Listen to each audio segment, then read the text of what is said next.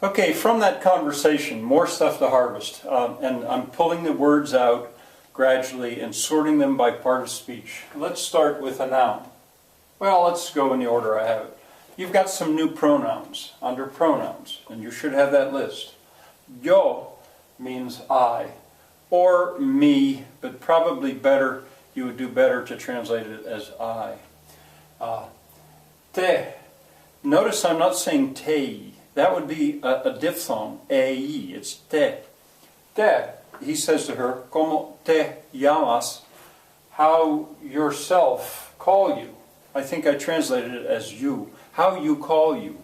That's called a reflexive pronoun, and I taught about that back in morphology in December. And she answered, me llamo, myself call I, me. Once again, these are reflexive pronouns. I could sort these pronouns out in much more detail, but that is if I were going to be your Spanish teacher for a semester or more than 2 weeks. For now, just realize that these are pronouns. Adverb. He said, estoy muy bien, not just bien, but muy bien, muy. It means very. That's called an intensifier sometimes. It's an adverb. It answers how about well. How well? Very. Of course he goes very well. He's speaking to this beautiful girl. Then he says to her, por favor, for favor. Well, this is a preposition, por. This is a preposition. A preposition is a word that begins a prepositional phrase. For a favor. For the school. Por, it means for.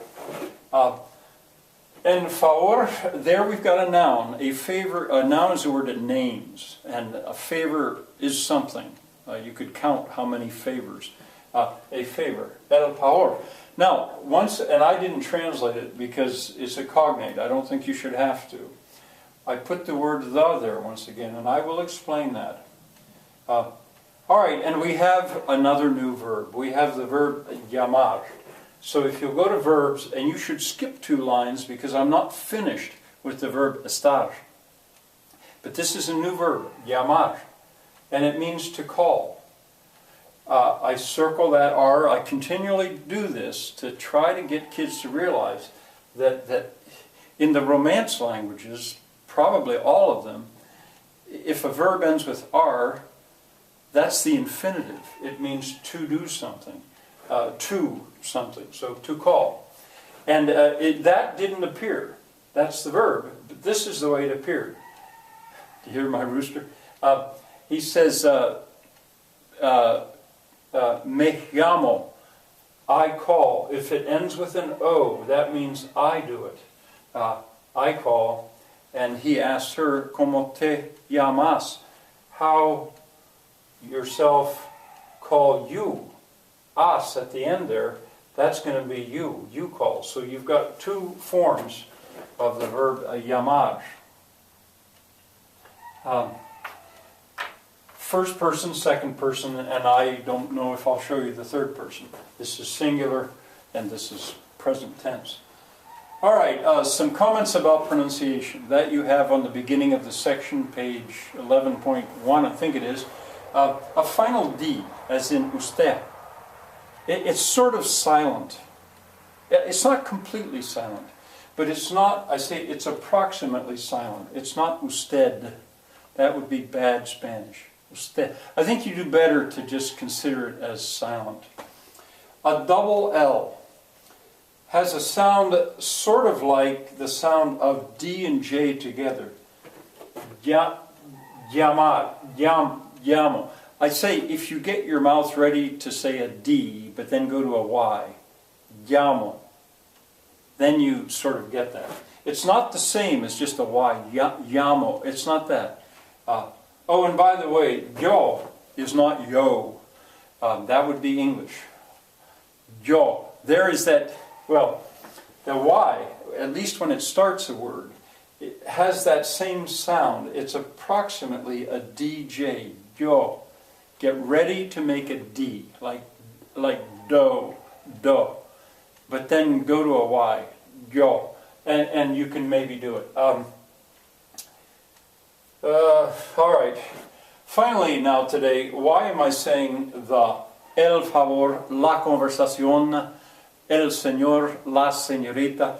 I'm doing it because you need, with every noun, you need to, with the noun, learn its gender. In Spanish, there are two genders. There's masculine and there's feminine. In English, there are three: masculine, feminine, and neuter. In Spanish, there are two, but the big, and brace yourselves for this, in so many languages, all nouns have gender. You cannot really use the noun if you don't know its gender. If it's masculine, it's going to be el. Now, what's masculine about favor? No easy answer to that. It simply is. La conversación, if it's la, is going to be feminine. What's feminine about conversación, a conversation? Why is that feminine?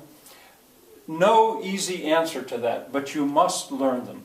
With a word like sir, el señor, that's obvious. With a word like lady, la señora, that's obvious, masculine and feminine. Well, that's kind of bad news I've just laid on you. Sorry about that, but you simply have to deal with that. You need to learn gender right with the noun, and so I'm putting it there every time. You don't have to in English because it really, gender in English doesn't matter very much. All right, that's it for today.